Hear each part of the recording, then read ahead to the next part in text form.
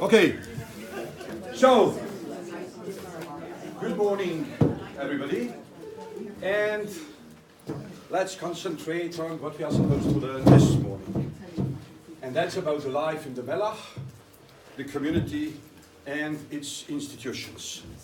Now, Mellah, as you all heard by now from Rafi, on a few occasions, Mellah basically means the place where you, how do you call it, michre, Mellah in Hebrew.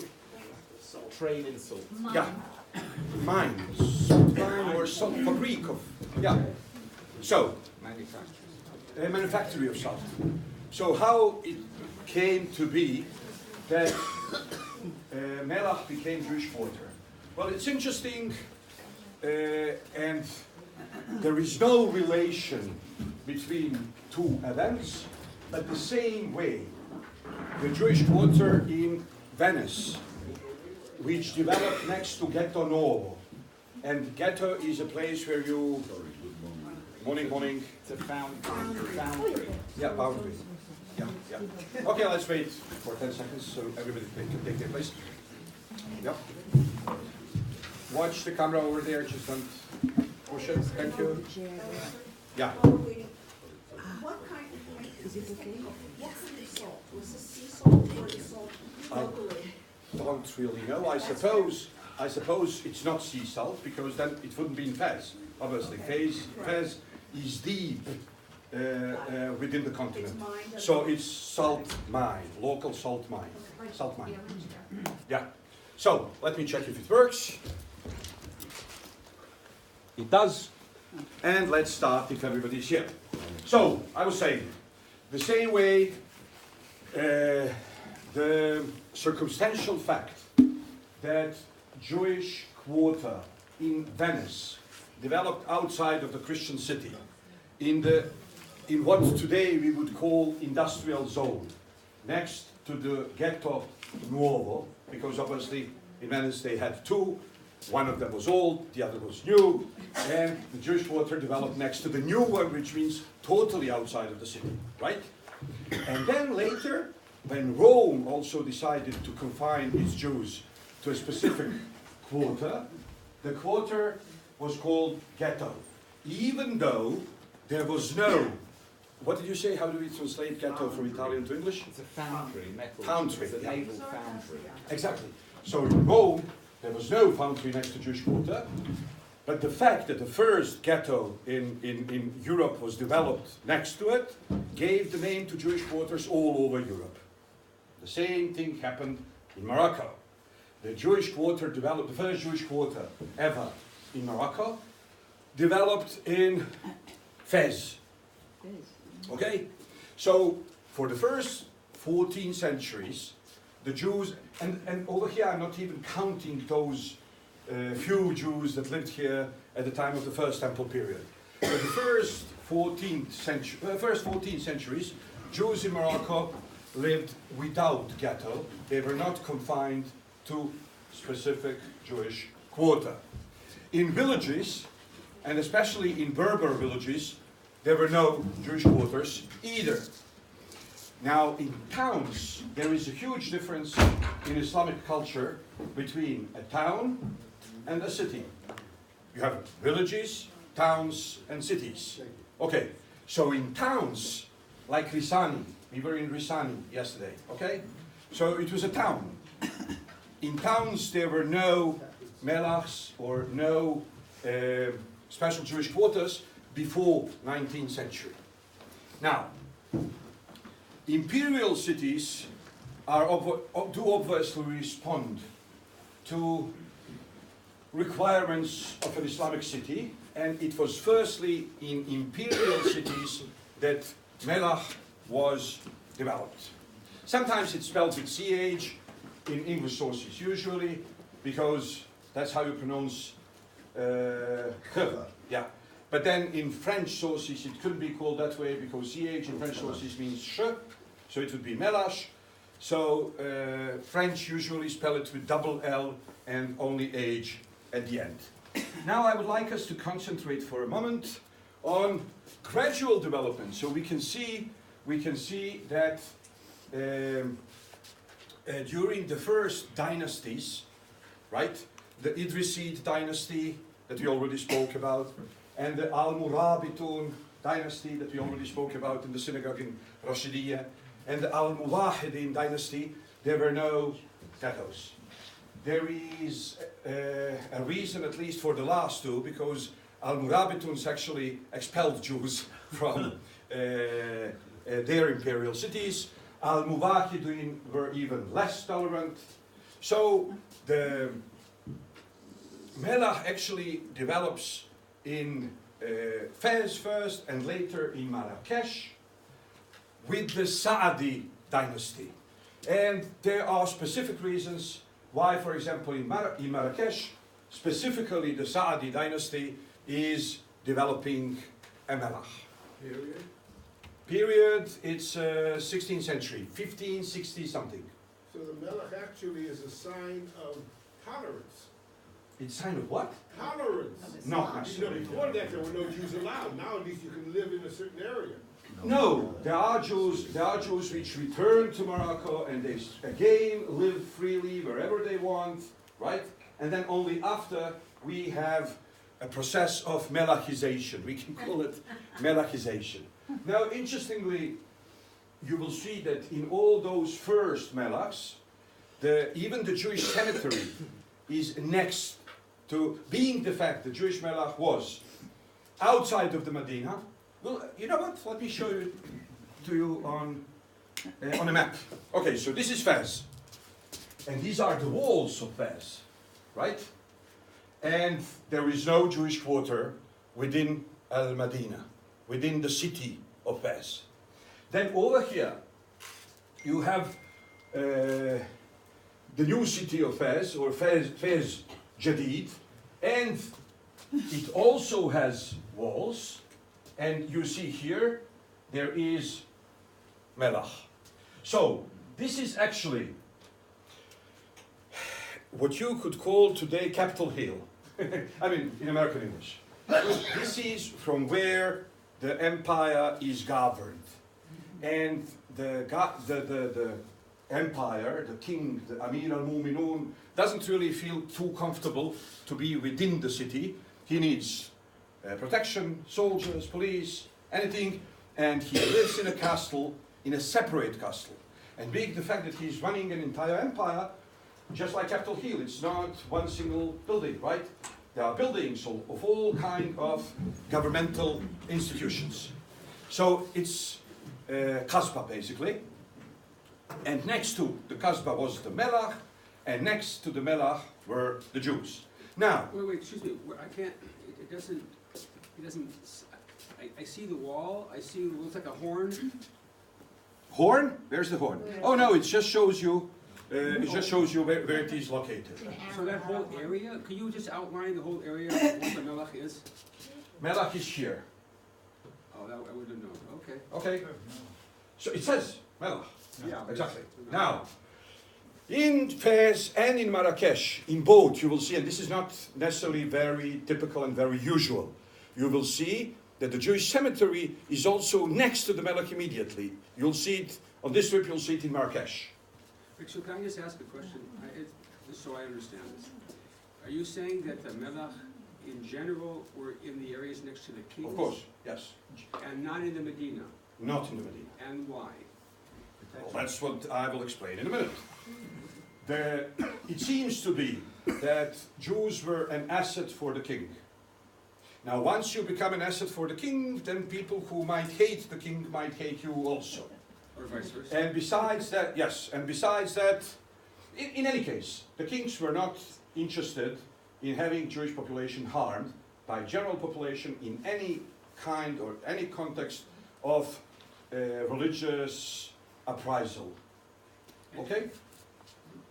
Okay, so they wanted to protect their Jews, so that's why the Jews were within the walls, but not within the walls of the Medina, but within the walls of the Capitol Hill. Okay? So, there are different oral and written traditions about, for example, creation of the Mellah in Fez. and later about the creation of Mellah in Marrakesh. And they differ. Muslims orally and in written form transmit the idea that the Mellah was imposed on Jews as kind of punishment for tampering with Islamic religion. So, one of Islamic legends on creation of the Mellah of Fez says that they catched a Jew pouring wine into the oil lamps in one of the mosques. Now, it's obviously it's ridiculous as much as, you know, Jews using the blood for Matzot Pesach, because why would any normal Jew without suicidal tendencies, first of all, why would you throw your wine? I mean, that's not something smart to do. Besides that, why would you go to a mosque where wine is prohibited and then put it into the oil?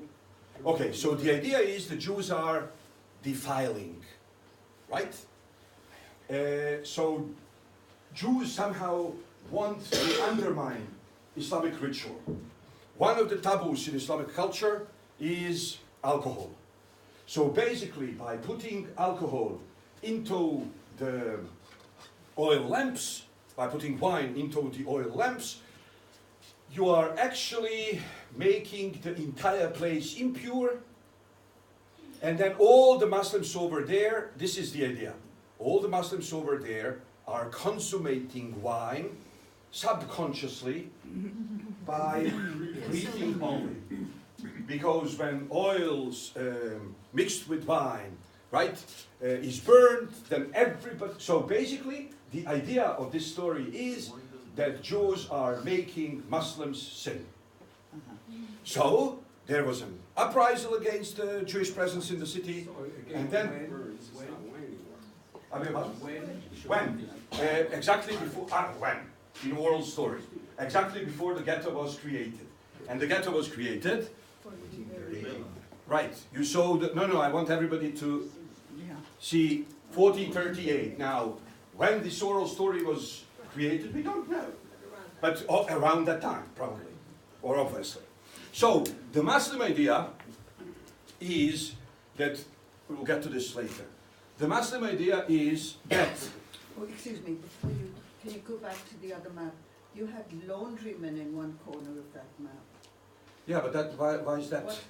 That's very clear. I mean, is there some explanation for that? No, I don't know. Well, I really don't know. Laundrymen, I don't know. laundry, Very unexpected. because laundry was done near the river. Yes. Let's have some time for questions at the end of it. Let's keep your questions till the end of the lecture. Yeah, okay. So, what happens is the Muslim story on creation of ghetto in Fez, how, to whatever extent it sounds unrealistic, especially from Jewish point of view, is telling us how Muslims felt about it. They felt that Jews should be confined to a different place in order not to tamper with their religion and not to make them stumble on it. That's the idea. Interestingly enough, in totally different imperial city, 100 years later, another ghetto develops, and again we have a Muslim oral story written down later, which says that a Jew was going throughout the Medina of Fez, of Marrakesh, during the month of Elul, inviting Jews to Selichot. Okay, now if people didn't know who Baba Sali was, then people probably don't know that Selichot in Sephardic / Toshavim tradition lasts for 40 days. 40 days of repentance.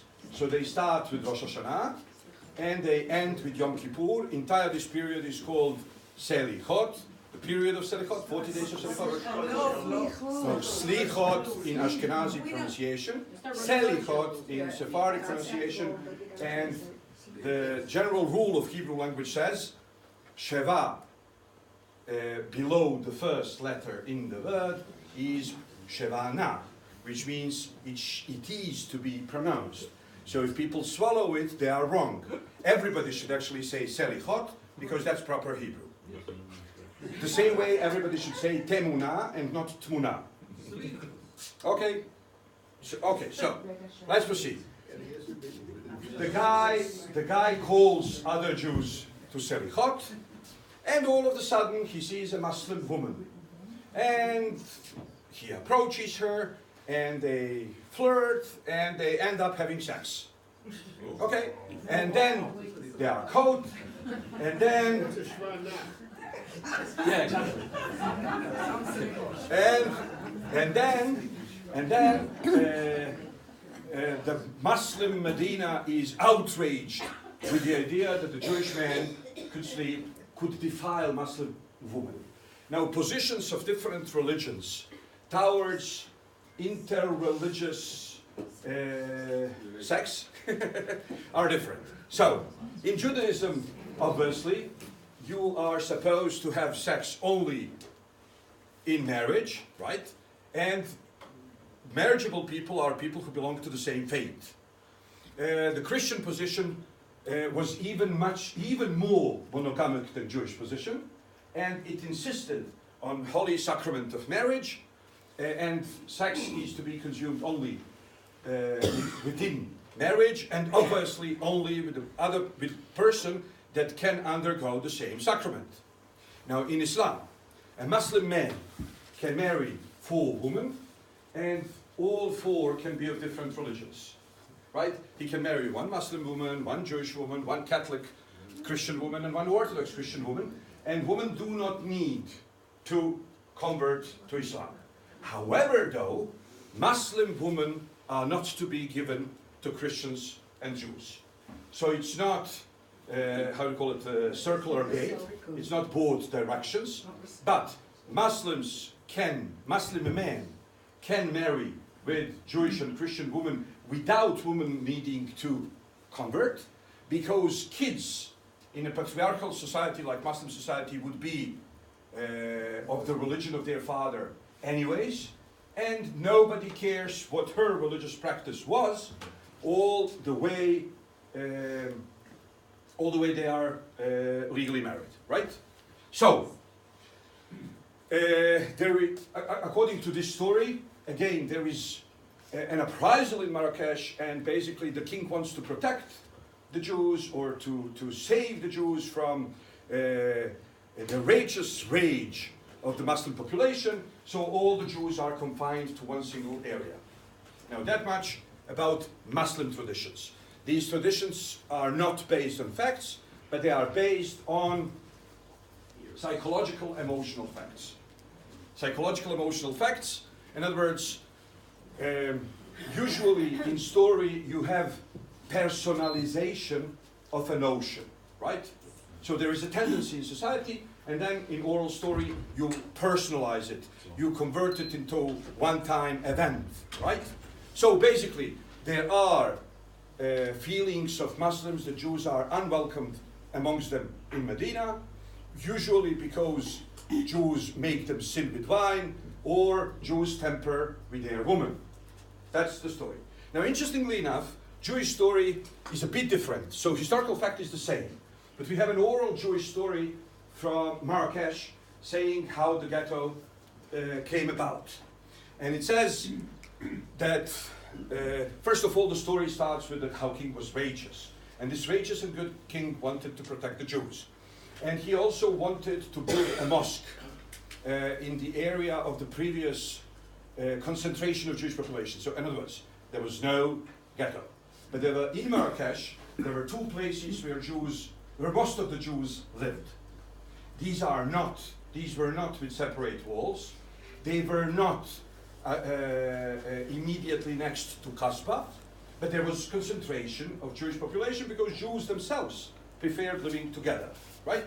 So, the story says, the king decides on one side to protect the Jews and to have them all together. On another side, he also needs the parcel on which the one of the concentrations of Jewish community is present in order to build a new mosque. So he says to the Jews to move to another place.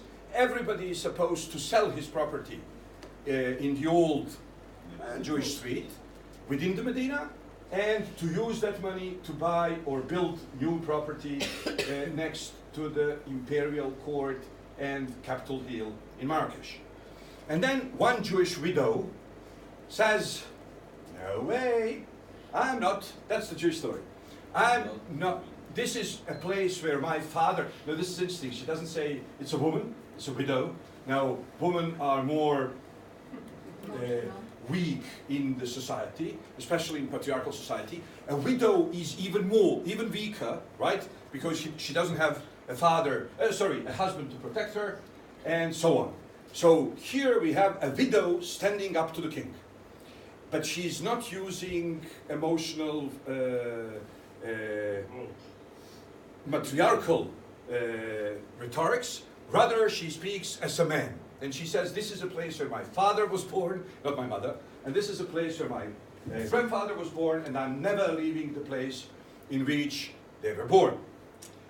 So the king is reported about, and he says, bring me the Jewess. So they bring him the Jewess, and he tells her, don't you know, it's imperial order that all the Jews should move. And she says, I'm not moving. Okay. And the king says, okay, let her stay and inform me when she dies. So she was an old woman anyways. After some time she dies. Now look at this. This is a Jewish story also. And then, this is a Jewish story. And still it reflects the tension between the communities. So in Jewish story, the king says, now you should put bricks into the entrance to her apartment, right? And it should stay confined area. In other words, it's not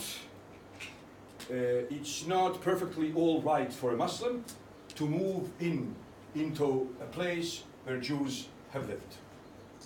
Okay? There is something unsacred or impure about the Jews. So the last Jewess which was there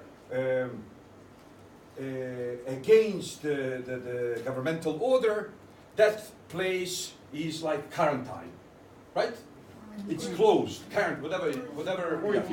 Quarantine. Okay. Like the house we saw in Abu Sali. I beg your pardon? Like the house we saw. No, not in that way. What we saw yesterday is because they are making money on it. But they are making money on it once in half a year. So they are not there, charging the entrance. Okay, so we see from both traditions are reflecting tension between the communities.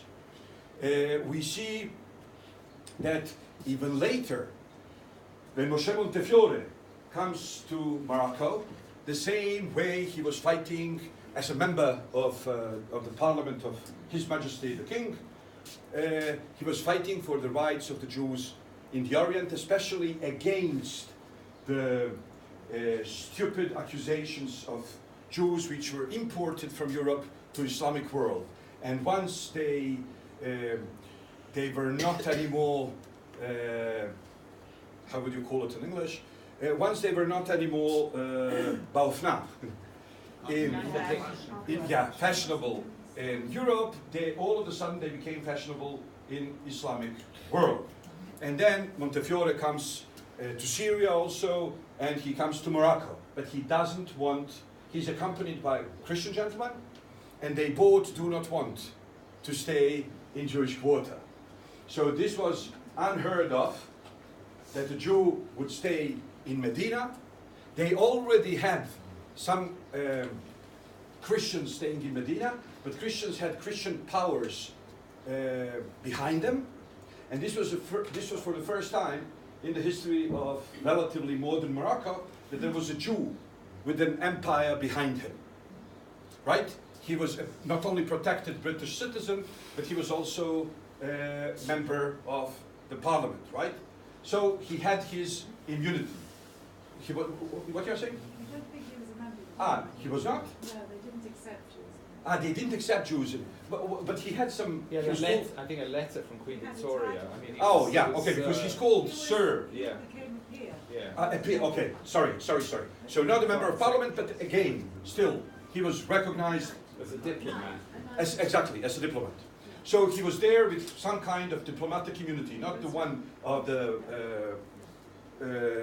member of parliament. Okay. So in any case, what I'm just trying to illustrate with this story is once they left, the house in which they were staying in Medina was again confined. It wasn't fitting for Muslim presence. Okay. So this is how Medina looks from helicopter. It's crazy, really. It's dense. Yeah. Now I want you to develop. 950 acres. Yeah. in Medina. Yeah. Okay. So now I would like us to concentrate on, because somebody yesterday asked about how do you know who is, if people live in Berber villages and they are mixed and they are Jews and they are Muslims, how do you know who is Jewish, how do you know who is Muslim, and so on. This is urban Jewish population in imperial city of Fez. And you can see Jewish women wearing a tall headgear, which is actually imported from Spain. It was brought with the Megorashim. However, though, it doesn't really mean that whenever you see a woman with such a tall hat, that she is necessarily Sephardic, that she is necessarily from Megorashim. Because fashion passes from one group to another group. So we can say that this became a sign of urban Moroccan Jewish female population, whether originally of Sephardic extraction or of Berber extraction. So you see exactly how the Jews, how the urban Jews look like.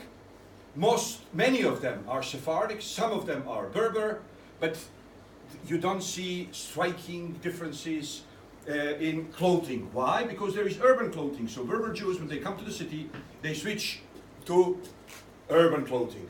Now there are cities like Marrakesh in which there were some Megorashim, and we will speak about that more later.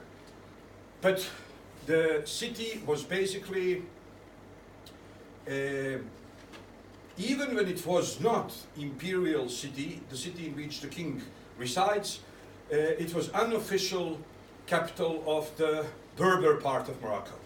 So around you have many Berber tribes and some Arab tribes, and they all tend to move to trade with Marrakesh.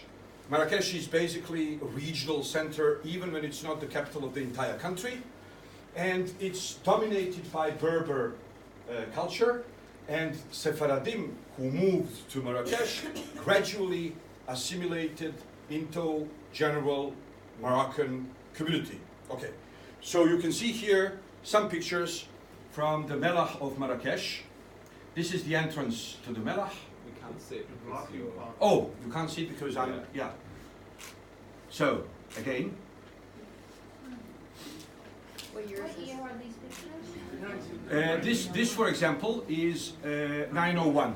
Now again, you can see that this is urban population. So urban population, just like in Fez, has urban Jewish look, and you can see how the women are having these tall hats, which are Sephardic by definition, but in Morocco, they were not Sephardic, they were urban.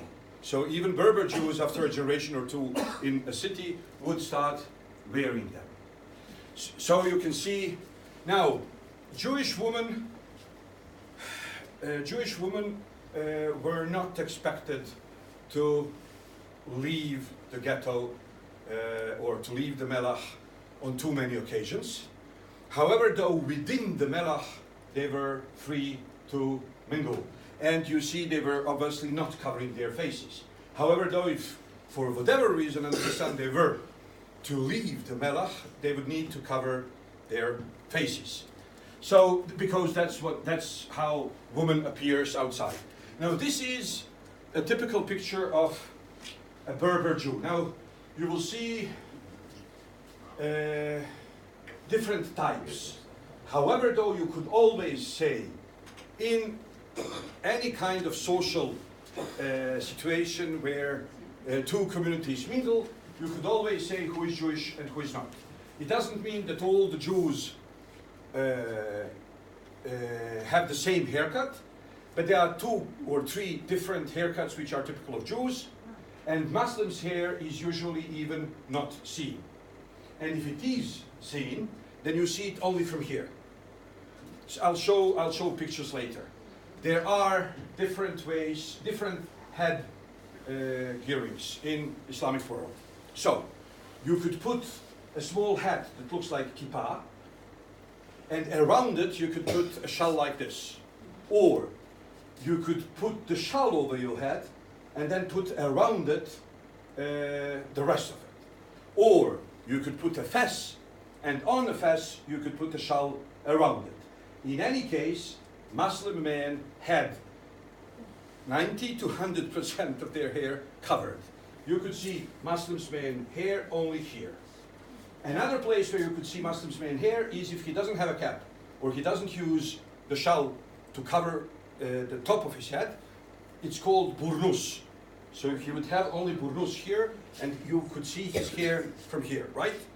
Now, Jews usually had only hats, and they wore them in a very special way. Now, this is not a kippah. It looks like a short fez. It doesn't look like a big fez. It looks like a short fez. So you wear it here, so that you could put tefillin in front of it. Jews wore this hat from the moment they get up till the moment they go to sleep.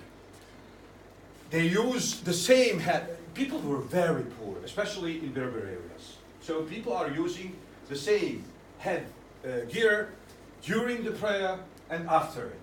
Consequently, it can't cover the place where you put your tefillin. Also, just like in Hasidic communities, even the haircut was styled after the tefillin requirements. So you have different Jewish haircuts, but they always, either they remove like Hasidim. It's not that they totally trim, but they remove most of their hair here in order to have a proper place to put tefillin. Either they cut their hair exactly where tefillin is supposed to end. It's all... In this case, I don't know where his tefillin would go. His tefillin would end here. This is where his hair ends. That's not So where this your is very... tefillin- What? That's not where your tefillin is supposed to go. The tefillin, the top, how do you call it? It's supposed to be at the corner. The below part, the low part of the tefillin is exactly where your hair ends. That's the halakha.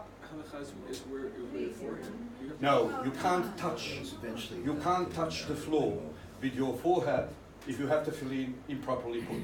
And Jews used to pray the same way the Muslims do. And today, the Muslim way of prayer reflects the original Jewish way of prayer much better than our own. So, being the fact the Jews used to prostrate in tefillah, you could not put tefillin and touch the ground with it. So the tefillin had to be right at the position where even when you touch the ground with your forehead, the tefillin is not influenced. That's why I'm saying that here doesn't make sense. 'cause the It only makes thing- sense. This is the end of his hair. And this is very unusual haircut, Yeah. right? Because you usually don't cut your hair exactly where the roots of your hair end. And this is what he does, and that's what many Berber Jews would do. You will see it in many pictures. Now, here you see interaction between Jews and Muslims in Berber lands, and you can immediately say who is who, right? You can say Jews are Jewish because they don't have hair over here, because of the tefillin thing. This guy even has peot, which is strange. It's not usual amongst the Moroccan Jews. I'll tell you a small remark about the peot, because people usually don't know how it developed and where and when. It goes like this. The Jews in Egypt who were dealing with trade, and I'm speaking here about 15th, 16th century, they felt that if they were to die on a way, right? If they were to be killed or whatever, and somebody would find them. Being the fact that they are dressed like Muslims, they are wearing the same kind of jilabas, nobody would know that they were Jewish. Consequently, they would be buried in a Muslim cemetery. In Christian lands, when you prepare the dead person for burial, at least they would see he is circumcised, they would immediately know he is Jewish, right? But over here, everybody is circumcised. Muslims are circumcised, Jews are circumcised. So Egyptian Jews felt they should have an external sign of their Jewishness. I'm speaking of 15th, 16th century. So, being the fact that they wore the same turbans or similar turbans like Muslims, and same jilabas or similar jilabas like Muslims, but they are not called jilabas in Egypt, they are called galabiyas, right? So, they developed the sidewalks. And then Ha'ari, Elohi, Ribi, Yitzchak, when he moved from Egypt to the land of Israel, he brought the sidewalks with him because this was the custom of the Egyptian Jews. And then, being the fact that he was such a charismatic personality, in 3 years he achieved what other people could not in 300. So all the mystics in Safed started wearing them because they were imitating him. Then this minhag was dropped in the land of Israel. But since the Hasidim took over everything from Safed, the way of praying and the Kabbalah Shabbat, everything, they also took the sidewalks. Now, there was no reason for them to have sidewalks because the way they were dressed, was anyways implying they were Jewish. So they didn't need this for the same reason that the Egyptian Jews developed it. But they wanted it because it was resembling the Kabbalah and Sfat, and they were imitating the ways of Ha'ari. So in any case, again here, you can see Jews and Muslims playing Dama, right? And you can see how the Muslim guy is having all his hair covered, and you can see how Jews are wearing these special Jewish, okay. Now, many a time we mentioned how many Jews were silversmiths, and I suppose that many of us imagined that they would have a normal store, but no. Everything was actually happening on the street. And there was more, it's interesting, there was more Muslim presence in Jewish ghetto than Jewish presence within the Medina.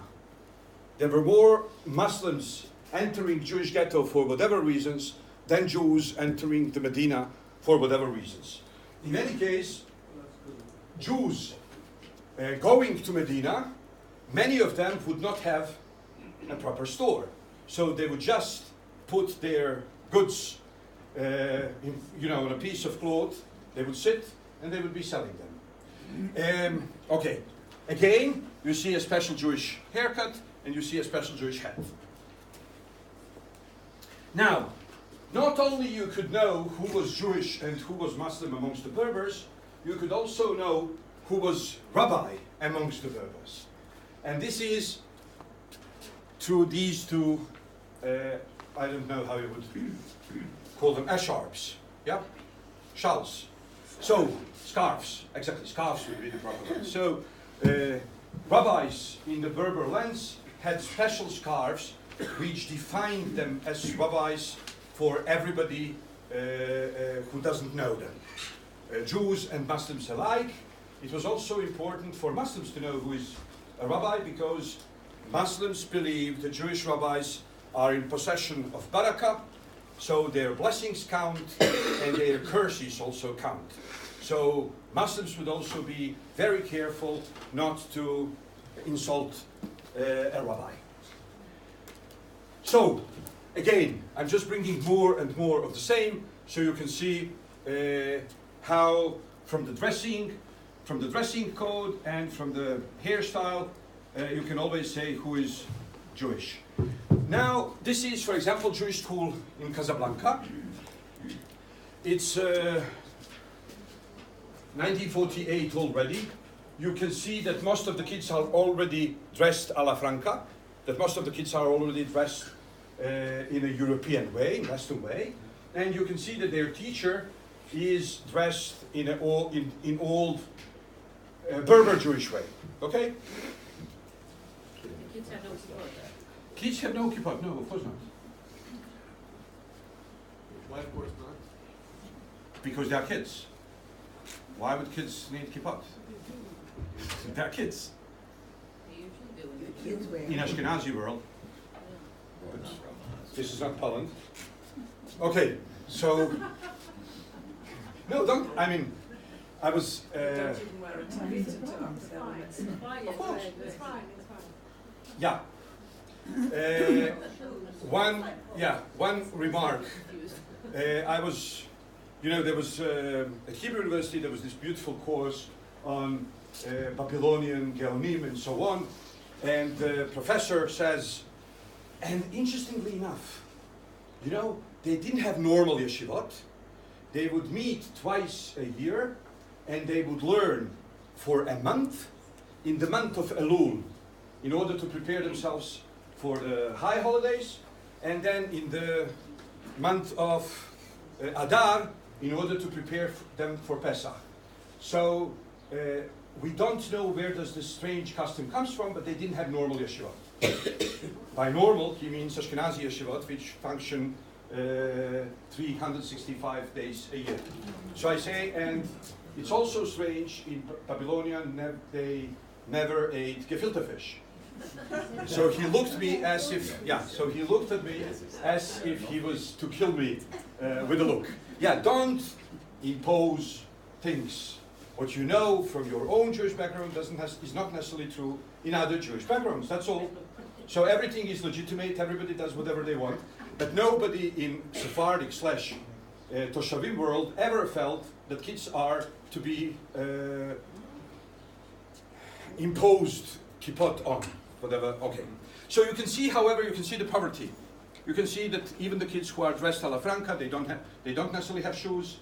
This is something the Jews of Poland and Jews of Morocco, again, share. Poverty, extreme poverty. You enter a Jewish ghetto in Poland, you enter a Jewish ghetto in Casablanca, and many people are too poor to afford shoes.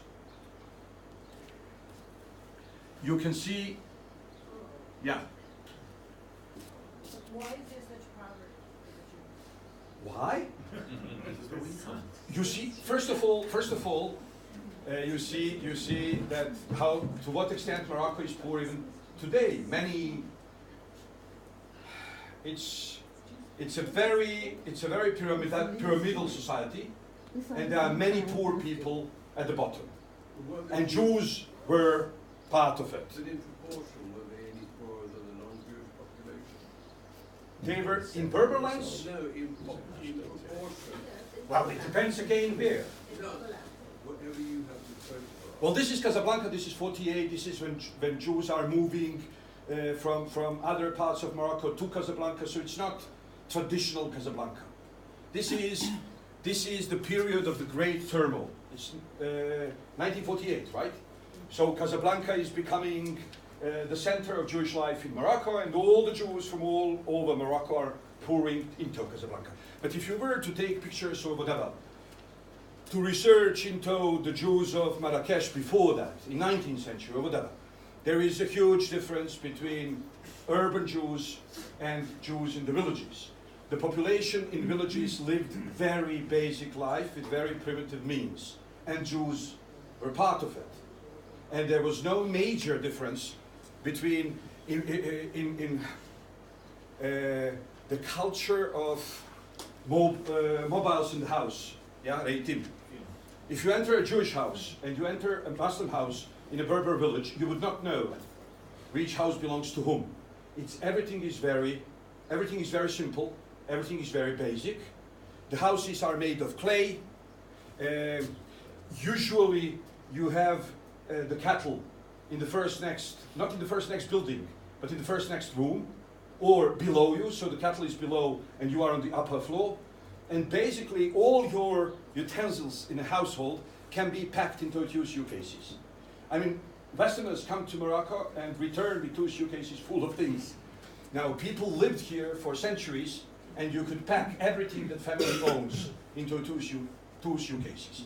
So this was way of life for Berbers, whether Muslim, whether Jewish. Now, urban population is different. So urban Jews were, should I put it this way, middle class. But there were also Berber Jews coming to urban centers trying to make a life. So they were obviously, first two generations were not really middle class immediately. And you always had plenty of those. Okay, so here you can see urban Jewish ladies of Sephardic extraction, and this is festive. It's called el traje or el traje de berberisca, right? So it's interesting. It's called Berber clothes, but it's not typical of Berber Jewish women. It's typical of urban Jewish women, mostly of Sephardic extraction, and they call it Berber dress. Yeah. Yeah, and the embroidery not only comes from Spain, but the same kind is used on, you know, the matadores and toreadores. So they have the same kind. They have the same kind of embroidery like these Jewish women. So again, you can see how the life for Jewish emigres from the rest of Morocco to Casablanca in '49. I mean, it's very basic. This is a household. This is, you know, they are on their best for photography. Okay, you can see it's not only kids who are barefooted. You can also see that this guy has very basic shoes or whatever. There is poverty. It was typical of southern Morocco, but it doesn't mean that there were no such types also in urban centers. Okay, Mellah in Casablanca, 1948. So, I think that these pictures are really important for us to start imagining how the life, Jewish life here looked like. So here again, you have these scarves which mark that these two are Berber Jewish rabbis, and this is Jewish laymen, let's say. Okay? Yeah, look at the stamp over the picture. Yeah. What do you think? Well, but these are postcards. These are postcards. So they were sent from Rabat, but it's because it's Casablanca, you can see. Those of these photographs are available on the JHS site. Yeah. Joint. On joint site. Okay. So now I want to say, I need to return to the beginning. Sorry. I want to say a few things about, Okay.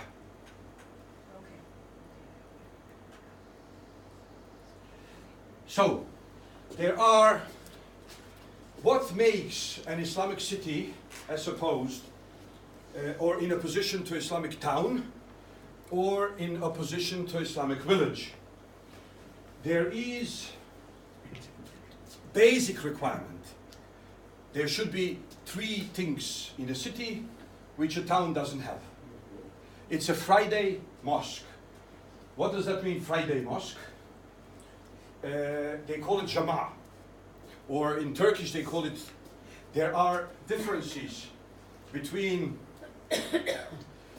a place of worship that you use on 5 times a day during the week and 4 times during Friday. And there is a place in which the khutbah, the weekly derasha, is delivered. And it's part of Islamic tradition to demand for presence of most men who can do so, to be present in the central mosque to hear the khutbah. Because this was actually the place of meeting between the secular and religious leadership, you can call it the elite, and the rest of the society. So everything the king and the ulama, in other words, the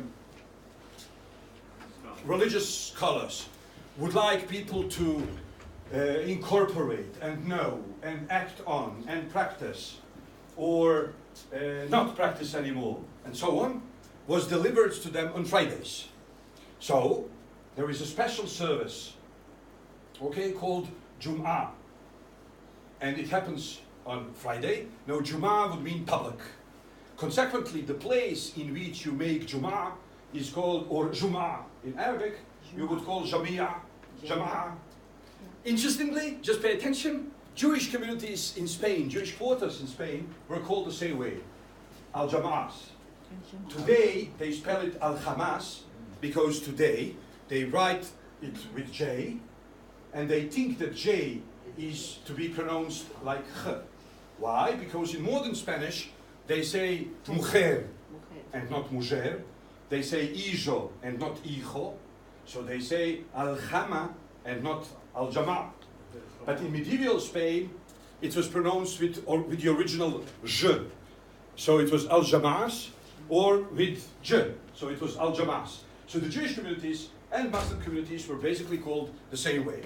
Now in Muslim context, there is a difference between a mosque, which is not a Friday mosque, and a mosque in which is considered to be Friday mosque. Only the Friday mosques are called jama'as, right? Which means the mosques for public sermons. Mosques for public Friday sermon. So, you need to have one. You need to have one in order to be considered a city. That means that not only you have a place, but you also have a khutbah, which is the derasha.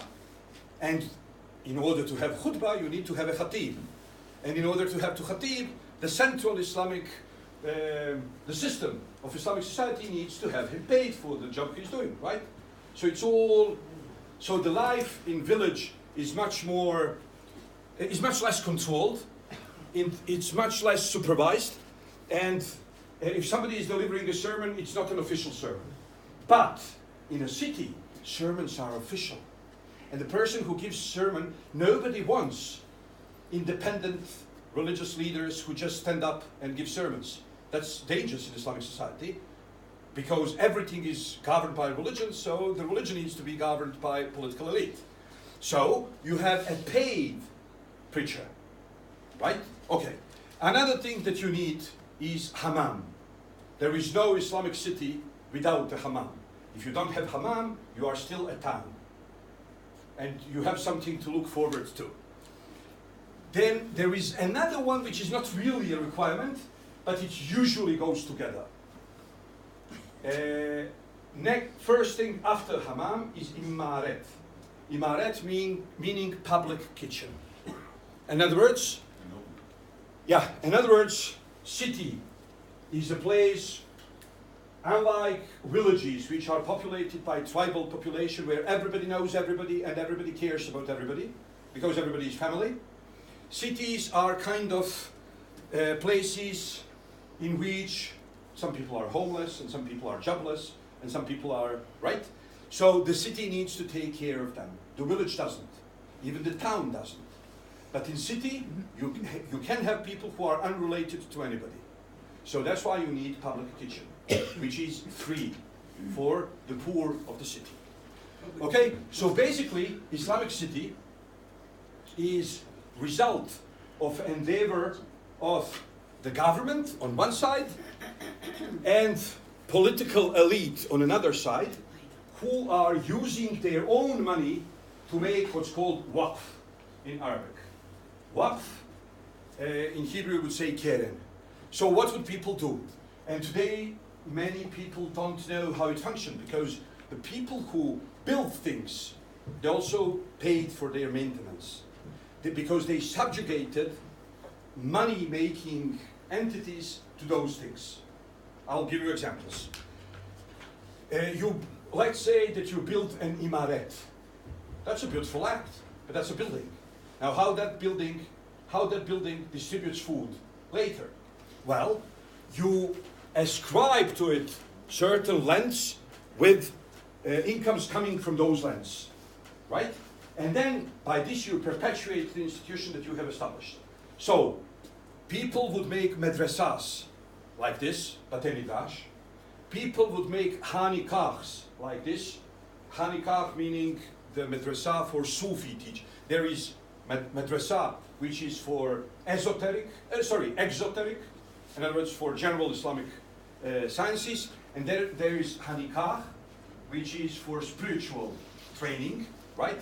So people would build a building, but not only build a building, they would subjugate to that building property which would perpetuate the function of the building. Now, this is something that also many Westerners today don't know. You need a souk, obviously. That's the difference between a town and a city, right? City has a souk, that's what makes it a city, and that's why people are coming into it from the entire province. And you don't have too many cities in a single province. It's enough to have one religious, cultural merchant center. Now, what people don't know is that in the city, many people are professionals. Professionals are organized into guilds, and guilds are members of certain Sufi brotherhood. So, it's defined by profession. If your profession is silversmith, then all silversmiths are members of one Sufi brotherhood.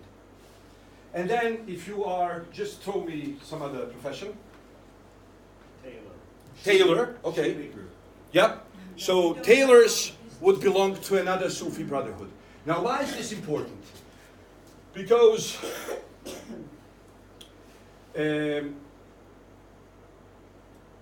Islam is a charismatic religion. It is a very democratic religion. If you speak in the name of God, it doesn't matter where you are in the society, right? So it was very important for the established elite that everything is spiritually controlled, that everything is under... No, it sounds like a big brother, and I'm not trying to imply that. But people in the city were defined by their professions. And all professions were belonging to certain spiritual Sufi order. So, each such order would have a religious leader. And such religious leader would be usually and normally would be in good relationships with political elite and government. So this was a way of, not only of, because when you say sondage, that's I don't know how you say it in English. When you say sondage, that's like checking. But this is not checking. This is having channels, having the veins into the society and knowing, not only knowing what's going on, but also moderating it, influencing it. So the entire Islamic city was basically in harmonic spiritual unity orchestrated by the religious elite, orchestrated by political elite. Okay? Yes? Was there any fluidity in the guilds, or children always did what the father? Oh no, there was fluidity, but most of the people, most of the time, did what their fathers did. There was social mobility. But there was nothing fixed, so they could act, because that would mean that they'd have to go into a different Sufi brotherhood. Oh, But yes, that was yeah, and they would, and they would. And then you would have, for professional soldiers, that's another brotherhood. But all these, in other words, what's important is all these people are having their spiritual guide. And this spiritual guide, just like in Catholic Church, he doesn't necessarily need to hear their confessions, but it is one-on-one relationship. Such a Sufi teacher knows all of the people that belong to his order. And if the city is very big, and there are 4 tekes which belong to the same order, then there is a zawiya, a tekemada, right? And then the people who are running the smaller tekes are responsible to the people who are running the central one. So I'm not saying it's kind of control, but it is. I mean, that's the way to, in Arabic it's called tarbiyyat, just like Hebrew word tarbut. That's the way to cultivate society. It's called tarbiyat, cultivating society. Now, nobody cares what people in villages, nobody cares. The government is not that obsessed with what people think in villages, but it's very important to control the city. And not only to control it like toad police, but also to moderate it, to push it, to, okay. One question. Yeah. You didn't say a word about Sufi. Why the Sufi? What is a Sufi? Sufi, that's Islamic mysticism. There are Sufis in Sunni Islam, there are Sufis in Shiite Islam. Usually they divide them into 12 major brotherhoods, and then there are subgroups within each of them. So you would have, for example, what's typical of Morocco is Shazili Brotherhood. Interestingly enough, one of their main centers is in Akko and Tarshiha in the north of Israel, and that's called Shaziliya Yashutiya. That's a subgroup within the Shazili movement. But basically, yeah. Why would the Sufi, which is a mystical kind of a group, Everybody was supposed, in the city, everybody was supposed to be also practical mystic, yes. Eliezer, maybe we can continue on the bus Yeah, later. well, we need to stop. But you will have enough time to ask on the bus or any place else. So Okay? if you have questions, before you go to your, thank you, Eliezer. Before you go to your room, Rafi asks that you go to the entrance outside to point out your luggage so they can start packing it, and then you can go back to your room to collect your.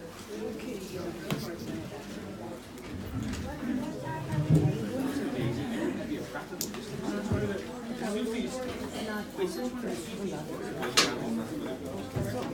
Cuando quieras.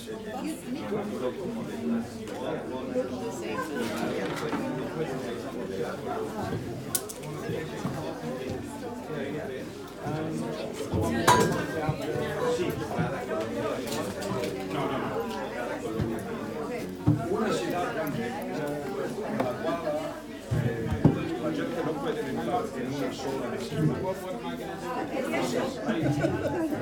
Ya. Yes. Hay muchas soluciones diferentes. Una de las soluciones es fraguar una mezquita mucho más grande. Otra solución es tener unas cuantas ¿cómo llamarlo? En barrios diferentes. En colonias. En colonias diferentes. Bueno, por esto entonces no tenemos una solución definitiva. Hay ciudades que tienen una mezquita de jueves, no, de viernes digo, Y muchas. no, todas tienen una de viernes y muchas chiquitas. Hay unas que tienen muchas de viernes, porque la ciudad es tanto grande. Eliezer, this is yours? Yeah, it's mine. Thank you. Ahorita lo seguimos.